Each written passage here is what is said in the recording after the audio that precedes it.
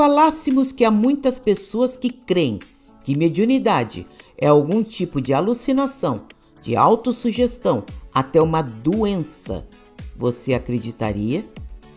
E se disséssemos que há médiuns que acabam pensando assim, o que diria? Parece brincadeira, mas não é. Por mais que algumas religiões tentem coibir a mediunidade, ela é uma função natural nos seres humanos e até nos animais. Basta ter um sistema nervoso e, portanto, um chakra, e lá haverá um sensitivo.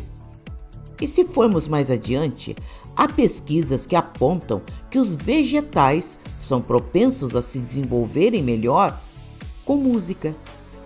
Até certas doenças não conseguem se proliferar quando encontra alguém com fé e prece pela frente. Tentar proibir alguém de ser médium é como dizer que ele não deve respirar, comer ou dormir.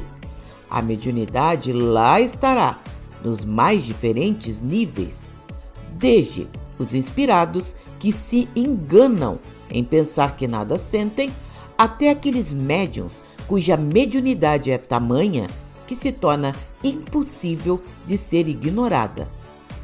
Mas o pior é quando o próprio médium não acredita que seja um médium. A pressão externa para que ele não acredite em si mesmo e no que está sentindo é muito grande. Serão parentes cuja religião quer centralizar todas as soluções nela e, portanto, considera um dom diabólico. Serão médicos e cientistas cujo ateísmo quer desconsiderar tudo o que possa ser chamado de espiritual. Serão outros médiuns que, por inveja, quer tolher a mediunidade no outro para que a sua não seja eclipsada. E assim, muitos médiuns chegam em nossos terreiros sofrendo muito e bastante desinformados. Provavelmente nunca terão lido um livro sério sobre o que é a mediunidade. Ou não obteve as respostas que buscava em dirigentes, sacerdotes ou por onde passou, e se recebeu, trazia tanta perturbação que não escutou e ainda considerou errada as informações dadas que poderiam tê-lo ajudado lá atrás. Haverá também aqueles médiuns que criam expectativas erradas sobre o fenômeno. Acredito que para estarem mediunizados precisam literalmente desmaiar, perdendo todos os sentidos, acordando apenas após o trabalho. Ignoram que mesmo o médium mais inconsciente, ele sabe que estará incorporado. Essa consciência, mesmo que pequena, é o que permite que o médium vigie sua incorporação, para que nunca venha se machucar ou cometer algum erro que venha se arrepender. Como vemos, há muitas fantasias na cabeça de muita gente. De fato, existem médiuns e mediunidades. Não podemos generalizar coisa alguma.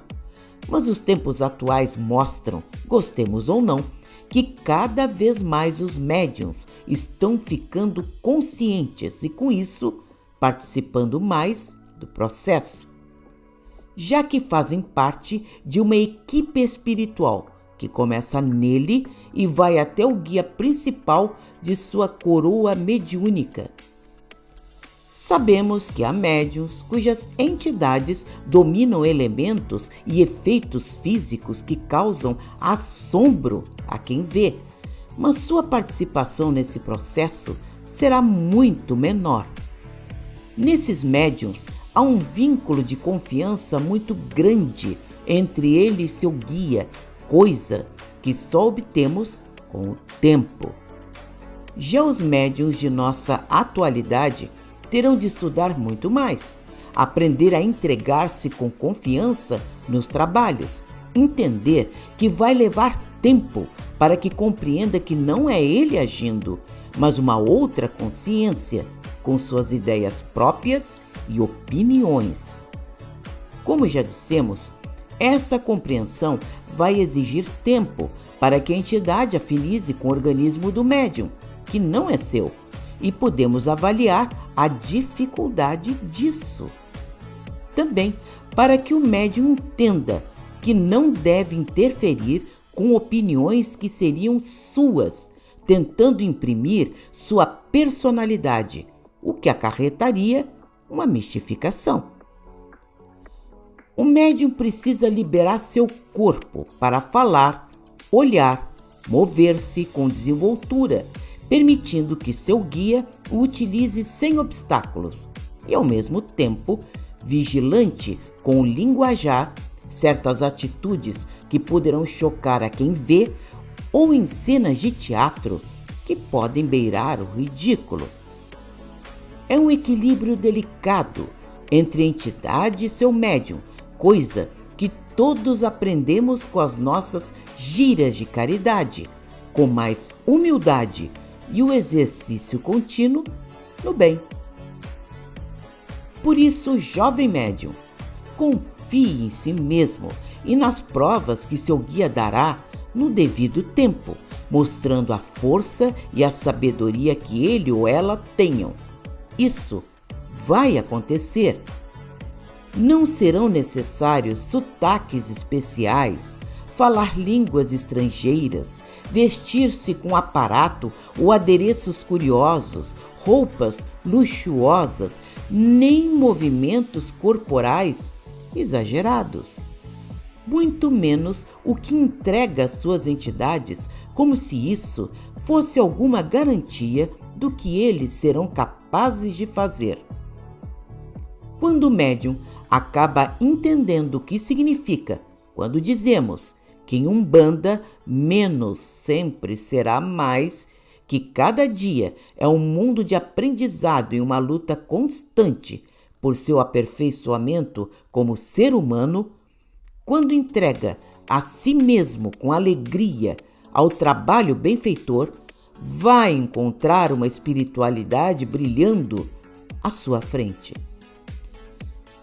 E o resultado disso, vamos colher, é o que chamamos felicidade.